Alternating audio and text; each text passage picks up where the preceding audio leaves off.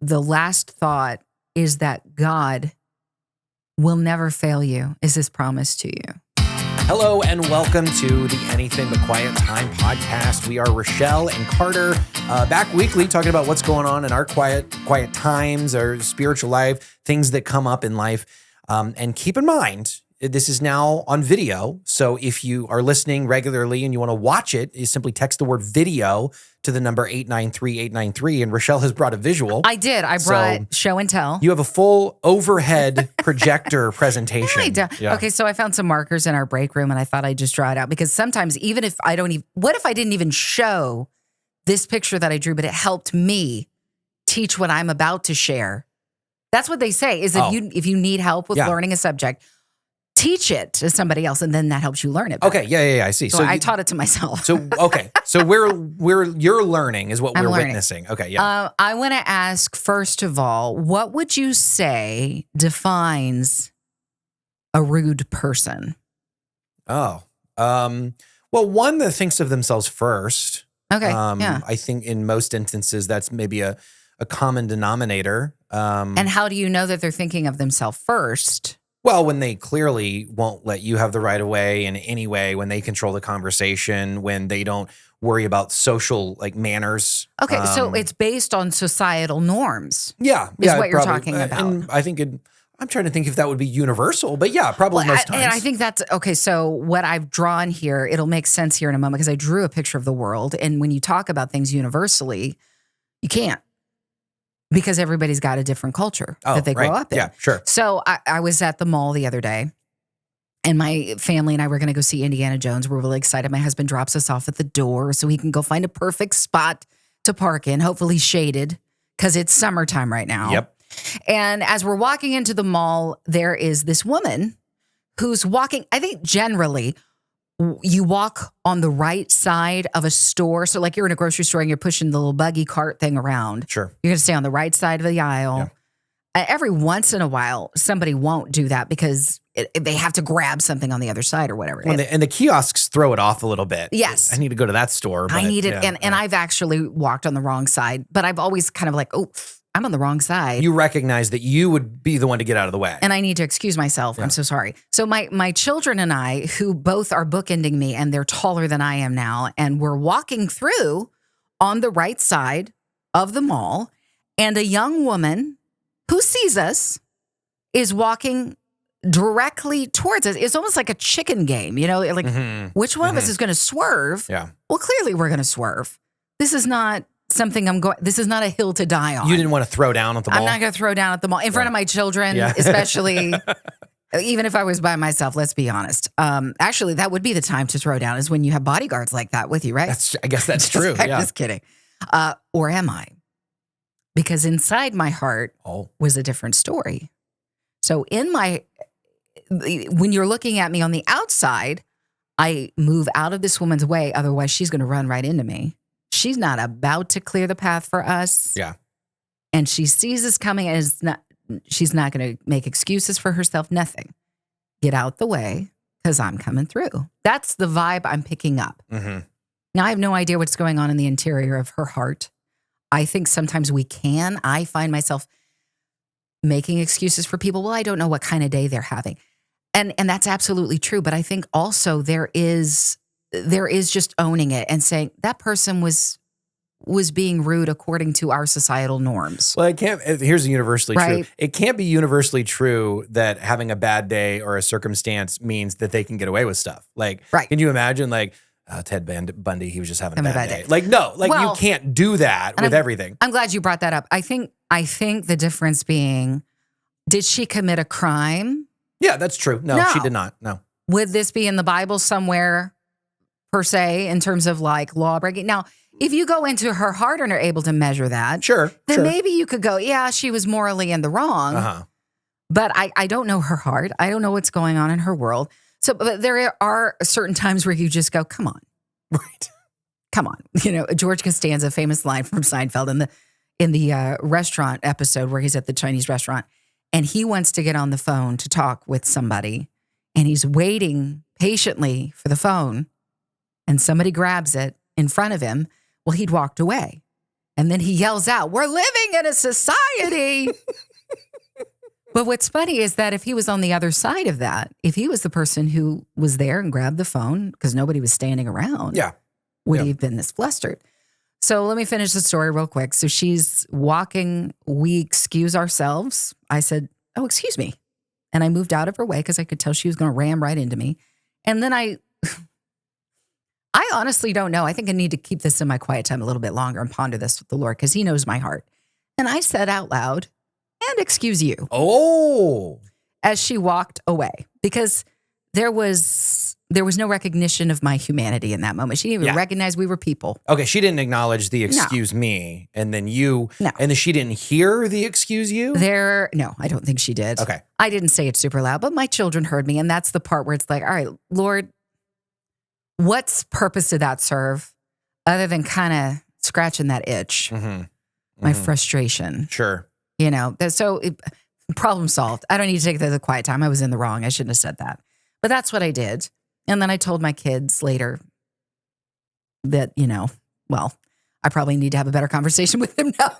Looking back, retrospect, I need to go back and tell them that did not go well. Yeah. But they could see my actions were to get out of the way. And I think that's really important is when we are trying to model things for our children, I'm certainly not perfect at it, is to what would Jesus have me do in this situation? It's always looking to his example. He served others. It wasn't a hill to die on. The hill to die on was the one where sin was conquered through his death. Yeah. That was the hill to die on. Was this woman sinning? That's not for me to say, right? And so I wanted to bring up this thing. I've been kind of thinking about it in my heart, and I drew this picture of the world. There is the globe. Please do not zoom in on this if you are watching this on video. Hold that up there because you can now see this by texting video to the number 893-893. And you can see how completely disproportionate. The continents are huge. I did just draw this real quick. And what happened there? Oh, those are the ice caps. What happened there? It looked like the water ran angle, out. Like if the satellite was taking a picture of it from a certain angle, this may Also, I don't see the dimensions. So are you promoting a flat earth? Okay. You know Unbelievable. This has gone from worse to worsest. So, okay, I drew this picture, and then I've kind of got like this arrow coming out of where we roughly live. Houston, Texas area is where you and I live. Oh, yes. And we're coming out of that. And now I brought in, it's almost like a magnifying lens. So we're going to pinpoint Houston, Texas. Now, in Houston, by the way, most diverse city in the United States in terms of creed, religion, culture. 3 major religions, correct? In Houston? I would say over the globe, wouldn't we say it's down to Judaism, Islam, and Christianity? Yeah, These are the 3 major religions. Yeah. However, there are many other faiths represented in the Houston area, but I've drawn big circles representing each group of faiths. The places that don't have a circle, you could say agnostic, people who haven't yet decided, people who don't care, people who have said, I'm an atheist, maybe the other religions fall in there. And within each category, we have subcategories. Within the Christian faith, how many denominations off the top of your head? Just name out some. Baptist, Pentecostal, non-denom, Methodist, Episcopal. Okay. You could keep going. So did you say Catholicism? I'll put that one there. Catholicism. Okay. So we wrote, it now looks like a chocolate chip cookie, what I've drawn here. Oh, looks good. Chocolate chip cookie. But you see within the major religion of Christianity, there's these different denominations. Yeah. Well, in each denomination, there are how many families? Yeah. Yeah. Well, maybe even sects of the denomination, and then individual churches, and then families, and that you have a lot of. So you see from this simple picture, hopefully where I'm going with this. Now go to any other, like a mosque or synagogue, and it's the same situation. You have multiple facilitations here in helping people assist in faith and what they believe, and then you have all of the families that attend. And something my husband said since the beginning of our marriage, he said 2 people getting married are 2 worlds coming together. Yeah. And you know this from your own home. When you are first meeting a friend, a roommate, you're getting married, and you are coming together with 2 different experiences of how the dishes should be done and not done. You're going to butt heads a little bit. Yeah. How much more is it when you have people, and you're talking about culture, subculture from subculture. I mean, the list goes on and on and on. We all were raised with a certain opinion about what is considered mannerly and rude. Yeah. Everybody's got their own gist. Now, there are societal norms, right? But I feel like those are shifting. You even see it. Tell me if you think I'm wrong, but you go on Netflix and you watch a show and the F-bomb is now treated as what you would have treated like regular television programming back in the day when I was a kid in the 80s and the 90s growing up. Yeah. You know, you've got the H word and the D word, and I'm not going to say those obviously, but now you substitute the F word for any of those. It's become a completely acceptable, in some homes, word to use. We in college, I took this class and we talked about at one point the global village theory. And that is the idea that the world is slowly becoming, with the internet and also just means of transportation being faster, one global village. Yeah. And you still go overseas and it's different if you're, in a different country. I mean, certainly there's still different cultures, but slowly but surely, at least by entertainment purposes, it's changing, and it seems like it's changing worldwide. Yeah. To more of what you're talking about. And perhaps other parts of the world have already been there and America's catching up in a lot of ways. I remember, because I have a degree in theater, so I remember when I was kind of looking at drama and theater in Europe, things were highly acceptable visually in terms of nudity there. And here, we're still giving out these certain ratings because it's very, like if you compared the two, yeah, it's one much is different. It's a looser feeling about it. And here it's much more conservative in the United States, and that's changing, that's shifting. So everybody, and that's just right there, that's continents, and there's major difference in culture. Yeah. And so if our societal norms of like, please and thank you and excuse me and pardon me are potentially shifting as well, and I'm setting up myself for disappointment because I have these expectations. No, society should look this way. This is what manners look like. I'm going to be severely disappointed. And I've said this many times. Whenever you set yourself up for expectation, you do set yourself up for disappointment because people are not going to meet your expectations. Yeah. And I feel even, here's a great example. My husband and I, not only raised in two different homes, obviously, we have two culturally different backgrounds. My husband, his parents moved here. He's first generation Mexican-American here. And what I love about them so much is that they wanted to, because they became citizens of the United States, they wanted to love on our societal norms. So Thanksgiving, really not a meal in Mexico per se. We're going to celebrate Thanksgiving, and they tried to take a 4th of July, celebrating Independence Day. We're going to celebrate the 4th of July, which is amazing. They're going to do it a lot different than I do. Sure. With my family. Yeah. And whether or not you have a different cultural background, you're still going to have differences among family members. When you got married to Kelsey, you celebrated differently, right? So having said that, I remember, and I still, I'm still dealing with this, Carter, because I've shared this with you openly. I was raised in a home when you're talking, and I come from a line of talkers. I'm a pretty big talker.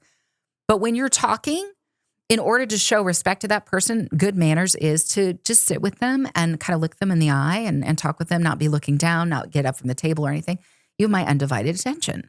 In Sammy's family, my husband's family, my mother-in-law can get up, do the dishes. She can, birth a cow in the backyard or whatever. Wow. She's very impressive. She never did any of that. Yeah. But, she might as well. She can roll tortillas. She can make all the tamales and arroz y frijoles. She can do all of this stuff while you're talking and completely keep along with the conversation. Mm-hmm. It's distracting to me because that wasn't what I was raised in.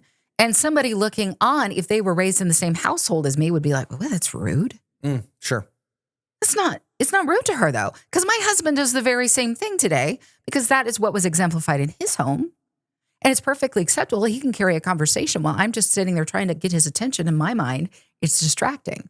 So what you have to do is hopefully have an open conversation with that loved one in your life and be able to say, hey, this is how I'm feeling, and not place expectations on them because they may have no idea what your rules were growing up what constitutes manners. Yeah. And as I said before, things shift. Take a look around a buffet any day of the week and look and see if people care about elbows on the table anymore. Oh, I haven't even been to one in a while. I do miss that chocolate fountain. But you mean quite literally just the manners at dinner time? I don't know that people are doing it the same way. It used to be you would start with the outside silverware towards the inside of your plate. Right. You would put the napkin just so. You would, when you're spooning soup into your face, you would direct the spoon away from you in the bowl and bring it to you. I mean, there's all these manners. But depending on how you were raised, when you were raised, and in what part of society you were raised in, that can differ.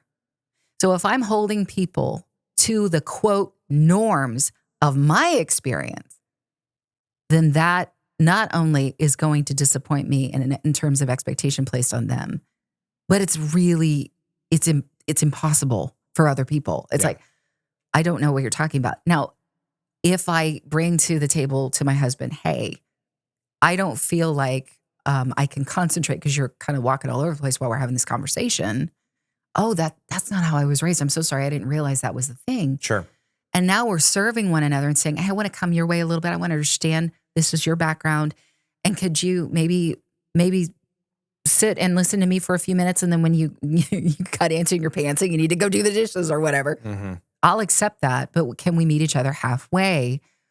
I think that's one of the things that we need to try to do better amongst ourselves. And we have more compassion, some sympathy, some empathy for one another. That girl in the mall, I don't know how she was raised. She may have never had a mom or a dad. She may have grown up in a really bad situation with foster care. There are great foster parents out there, but let's face it, there's also some lousy ones. I don't know her story. What's manners? What isn't manners? We base a lot of the manners of society on excuse me and things like that about serving one another. But if you don't adhere to a Christian philosophy, that can be a distraction. So I was really confronted with my own emotional outburst, which was inward, a little bit outward when I'm like, and excuse you. Well, what's tough about that is, I mean, there's a few things. One is communication is so key in general, but especially the closer relationships like you're talking about. Sure. Two is it's hard when you see the world going a certain way and you talk about shifting, manners, for example. Some of that is like, okay, whatever. Exactly. Kind of whatever. And some of it is morally corrupt, though. Yes, some of it is. Objectively morally corrupt according to what the Bible says, But then even in our reaction, I think what's tough in those situations, because I'll hear you tell a story, right? Mm-hmm. And I saw, if I was there, I saw nothing that you did that was wrong. Mm-hmm. This is maybe a different example, but I saw nothing that you did was wrong. And you feel like you were wrong in your spirit, which is totally a personal, that's everybody's individual conviction. Yeah. But I think we are afforded a reaction of, that was not cool. I think we're afforded that reaction of like, I'm frustrated, but what am I going to do with it? Yeah. And in this, there was a tangible action that you chose that you regret. Yes. In a lot of ways, there are some that I'm like, I wish I wouldn't have said that in front of my kid, or I honked maybe in traffic when it's like, wasn't that big a deal? Right. Wasn't that big a deal? But sometimes it's like somebody cuts you off and you go, what the heck, dude? Sure. And then you're over it. And then you go on about your day. And it's one of those things, like I've been in Mexico driving. Thank God it wasn't my husband or myself behind the wheel. It was a cousin who knew his way. There are completely different rules there when it comes to their traffic. Sure. And if they drove that way where we live, we'd be in trouble. You go to any other country. Even honestly, New York City is almost its own country with driving. But India. Yeah. Well, I was going to say about India, not driving, but lines. Yeah. My wife went on 2 mission trips there, was in line for pizza or whatever. And not just one dude, like a few people just passed her. Yeah. Just went because there's no lines. Right. It's just you crowd up and get to the front and the first person that's at the front. And she's like, oh man, she had to fight for the slice of pizza. Yeah, no, that actually was really helpful in hearing about that, because I remember going to an amusement park with my children when they were really small, when, the mother bear claws are really out. Oh, sure. And there was a group of people that they shoved to the front of the line right in front of us. Yeah. But if that's the their culture, then it's just the culture. But I didn't know that. Sure. And so here I am. I was getting flustered, very emotional, letting those run wild instead of like controlling it, saying, Lord, first of all, let me put this back into perspective. What does it matter if this woman is walking and doesn't move? I can move. Yeah. Or I could start a scene, and that's silly. No matter what kind of day she's having or if she's in the wrong. That's a Holy Spirit issue that she needs to work out at some point in her life, possibly with you. Yeah. Hopefully she'll know you. And maybe even by this small example of moving out the way and trying to be courteous and love her well. And if you're struggling with that, which I do, even a small prayer, Bible tells us to pray without ceasing. Yeah. Jesus, bless that lady. I don't know what's going on. And you can't help but not love the people that you're praying for. You can't. So when you start crossing a line into morality, though, right, that's really important. And the Bible is clear about what's right and what's wrong. And so when I'm talking about shifting norms, I mean, I think it's even clear, even in our own church circles, that there have been days where you would go dressed a certain way to church. Yeah. And you're disrespectful if you're not dressing that certain way. And we've shifted from dressing with a suit and tie, which is the way I grew up. And people now are like, you know what? Come as you are, shorts, flip-flops. And for some, that's like, whoa, that's a disrupt. Mm-hmm. Yeah. That's a disrupt in the way I've been taught and raised. But also saying, listen, this is what my family and I do. We honor the fact that if other people feel comfortable coming to church, you come as you are. Absolutely. This is the way we were raised. We feel more comfortable wearing this garb, Yeah. and recognizing that and then letting it go and not holding something in your heart. I think it's really important. And there is an element of, I think, submitting to the authority, even submitting to the culture, dare I say. Yes, there's a servant heart element of that. If you are intentionally going to a church that is suit and tie, and you're intentionally wearing flip-flops to prove a point. Yeah, or a hat to prove a point. Where is your heart on this? Yeah. It's like, no, I'm going to respect the culture that's here. This is just what's been here and what is. Absolutely. And adapting to that, if I could just quickly say that, when I'm in my in-laws' home and their culture may be different than the one I grew up, I adapt to their home. Yeah. Unless it crosses a moral boundary, which my in-laws are beautiful Christian people and it doesn't. But unless it crosses something like that for you, and then there's a way around that by just not choosing to go to that church, to that home. Right. Yeah. But if I could get just back to the last thought, is that God will never fail you, is his promise to you. And if he is the one who tries to help us work out what is man-made in terms of law and rules and what is Christ honoring, then I need to go to him every single time. And I know with Jewish law, sometimes it became what it was never meant to become. It's like, okay, on the Sabbath, we don't want you to be doing work. Well, now it goes from don't do work to now I'm going to don't touch the ox that could be helping me do the work or whatever it leads to. A bunch of extras. Extras that was never meant to be. And a lot of, I think, societal norms come from that place. You know, it would be really nice if everybody recognized one another as an individual. How could we do that? By saying, excuse me. Or by, hey, if they sneeze, you know what? That's kind of embarrassing. Maybe you'd feel better if they blessed you. Now, I know that's not the origin for blessing people because people thought spirits were coming out of them or something when they sneezed. But anyway. Yeah. But so those become societal norms after a while. And it's not necessarily because, hey, you're a good Christian when you do these things. Mm-hmm. No, it's because we try to think of ways that would be kind. And this kind of came out of it. For the Jewish people with the Sabbath law, we want to honor God. And this came out of it. And Jesus would help people prioritize and even reprioritize and help them go, see, this isn't what you've heard it said, but this is what I say. Yeah. And so I was just reading Psalms this morning, and I will bless the Lord at all times. His praise shall continually be in my mouth. My soul makes its boast in the Lord. The word all times, those are two words, my bad. And that his praise shall continually be in my mouth. It just stood out to me as the eternal nature of God. He is infinite, right? And so the statements that have to do with our God being eternal and point to his forever being worthy, we can put our trust in him. We can trust that he is faithful. Even if we don't understand everything, we can trust that he is making our path straight if we're adhering to what he asks us to do. Your word I've hidden in my heart that I might not sin against you, Lord. I'm trying to eat up this word. You are a forever God. And I cannot, I wrote this down, and should not put these expectations of eternal faithfulness on man. Mm. Yeah. No, that's interesting that you say that. And in fact, I actually want you to bring out was it a Venn diagram? What was Do you want to hold it? It's so special. No, I'll let you. This lovely paper. In fact, this is a funny story though. Should I put it down? I was watching one of those. No, that's good. Cause I'm going to get to that magnifying lens that you drew out for the Christianity, Islam. And then even within Christianity, you wrote those sub bubbles there. Yeah. I could have gone micro into individual neighborhoods and homes. I don't think we have time for that. It's a funny story though. I was watching a house hunter show, it was some real estate show, and they were talking about the view of this incredible mansion they were like looking at, and they're like, "Oh man, I'm gonna have to get me," and they meant to say telescope, and they said, "I'm gonna have to get me a microscope." Like, that's not gonna help you. That's not gonna help you for the stars, man. I promise. So.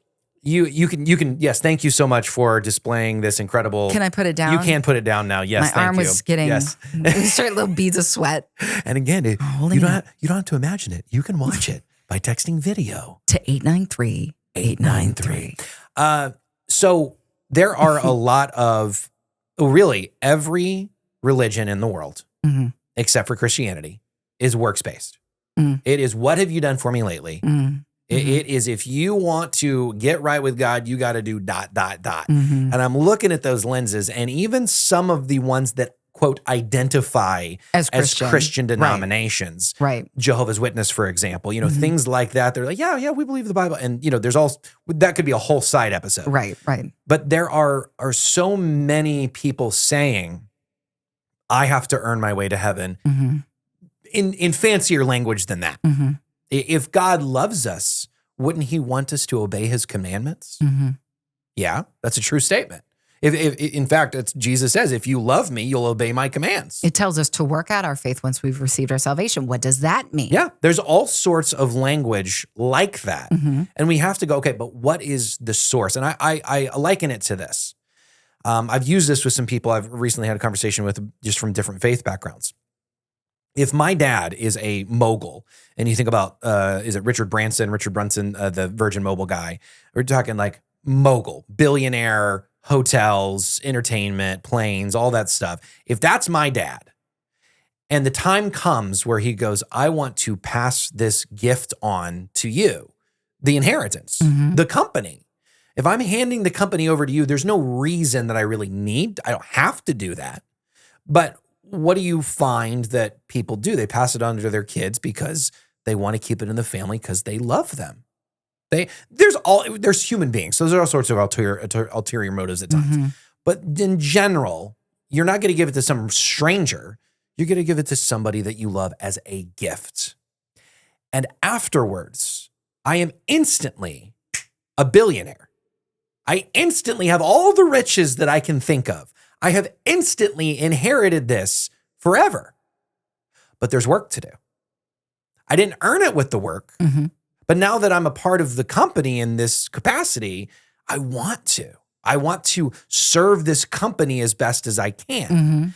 And so there's this difference between justification and sanctification. And those are two fancy words where instantly with faith, you are, quote, right with God. And afterwards, what I try to do is try, effort, have spiritual stamina, grow, earning rewards, dare we say, as the Bible does talk about. But I am doing it in this response of appreciation, of gratitude. And I have earned, when it comes to my salvation, I have earned nothing. I have been given a gift through faith. And then now I work. And it was somebody talking about, if we, God would want us to do ... because if he did this for us, he would want us to. And there's a couple of things that came to mind. One was Romans 5 is actually, I stumbled across this one. I'm like, this is so good. Because one person disobeyed God. This is where it's talking about the original sin of Adam. And he says, this is Romans 5:19. Because one person disobeyed God, many became sinners. But because one other person, talking about Jesus, obeyed God, many will be made righteous. And I love even, honestly, the King James is how it says, so by the obedience of one shall many be made righteous. Yeah. I'm not I love made it. righteous by my obedience. I'm made righteous because of faith. So there was this great analogy given last Sunday about the two Adams, and they're going up this mountainside. There's the first Adam, which we know to be Garden of Eden Adam, and he's at the top working his way up the mountainside, and they've got the rope connecting him to two other individuals. Let's say that's me and you. Okay. And then there's the second Adam, which is Jesus, and he's at the very bottom. So we're making up our way the mountainside, and all of a sudden Adam slips, representative of the fall of mankind. That's right. And what does he do? Unfortunately, he takes all of us with him, right? Yep. And so we're all sliding down the mountainside together, but then Jesus takes that pickaxe and he gets it and plants it right there in the mountainside. Now here's the option. We receive that blessing of being saved. And this is an additional, the pastor didn't say any of this, but I'm thinking that this is where we could go with the analogy. We could accept it and stay tethered to Christ, or we could cut ourselves free. And then once we stay tethered to Christ, we could just lay there dangling back and forth. Sure. Willy-nilly style, not going anywhere, not ever pursuing mountaintop experiences with Christ. Yeah. Or through what he did for me, I can reach mountaintop moments in life, in this life, in the here and now. Yeah. Because the kingdom of heaven, Jesus said, is here and now. Yeah, I love that. No, that's a really good one. I think this is for someone, if you're listening and you've been a part of a different faith or a different religion, or I have a relative even believes in the true God, but just doesn't think that grace is for him because he's done too much bad. Mm-hmm. And I think that is true on the outside of Christianity, but I think the feeling is also true within the regular church body on Sundays and Wednesdays and throughout the week. I know what the Bible says and I believe it, and I know I can't earn my way to heaven. I'm not even necessarily trying, but I just feel like I'm not living up to it. And so what if Jesus chooses to let me go? Mm-hmm. And I just want you to know, I think my encouragement is to get into scripture because I deal with those feelings, but then when I start to actually read, it's like, what could I really do that undoes the work of Christ undoes the work of the cross and Christ on it? Yeah. And it's like, there's nothing powerful enough that I can do. I can't sin my way out of salvation. That's right. And so I love how this guy put it. He says, we are not saved by what we do. We are saved by who we are. But who we are has an effect on what we do. And I think that's the simplest way I've heard it put. Yeah, and who we are is saved by grace. Yep. And claiming I'm a kid of the King. That becomes my identity. Yeah. So then it affects how I live my life and what I do. And you can absolutely, you inherit the car. Yeah. Or that's your birthday present. You didn't earn it. Right. Don't deserve it, but you get the birthday present. And let's say you crash it. You still own the car. Yeah. Right? That's true. And God wants maybe to help you rebuild the car. Yeah. Or we're getting into this analogy. Let's say you die and that car has stayed damaged. You know what? Peter ain't going to shut you out. Not saying that Peter's at the gates. Theologians, back off. Wow. This got tense for a second. All the jokes. Yeah, St. Peter's at the gates. Right, yeah. But no, I think it's hard for us to grasp the concept of grace. It's hard for us. I think from the very get-go, maybe with the first Adam, here's the garden. Mm-hmm. Yeah. Here, all of it is. It's for you. And yet there was still something that he and Eve, they questioned. And I think we get in the way of that incredible gift from God. And speaking of cultures, it's grace is not in any culture. No. It's not the norm. It's what have you done for me lately, like every other religion is. And so that's why it's so hard, I think, on a daily basis, even when you know who Jesus is and even when you're like good with him, like you have faith, you put your trust in him. I think it's tough to remember that at times when I start to go by the wayside. Yeah. Well, there's duality with your faith. Yeah. And maybe you were like me and you came to say yes to Jesus through this incredible experience, through a spiritual awakening. And you're like, yes, I believe. And then maybe the puzzle pieces came into place after you've said yes, where evidence is now supporting this belief system because the scripture is filled with evidence for Christ, and so is history. Yeah. Right. And so they go hand in hand. And so whenever you're struggling maybe with the experience part of it, the passion part of it, the feelings, if you will, part of it, then you look to the hard evidence to support that case for Christ in your life. And you can't get away from one or the other. Sure. So, that's good stuff. We're pumped to just get to hang out with you. And again, if you are listening, we've said this quite a few times on this one. Yeah. But you can text the word video to 893-893. But we're also excited that Tara Lee Cobble is going to be a guest with us very soon. That's right. Very soon. Be watching out for that one. Yeah. Be literally watching out for that one. Ooh, I like all the puns, man. How about that? She'll be right here with us very soon. You're real nerdy. You're a nerd. I thought you were giving me a compliment and then it went the other way. I needed it to be clear because I felt like you thought I was complimenting you. Nope. I was being rude. Glad this ended on a great note, but I know that's now how you were raised.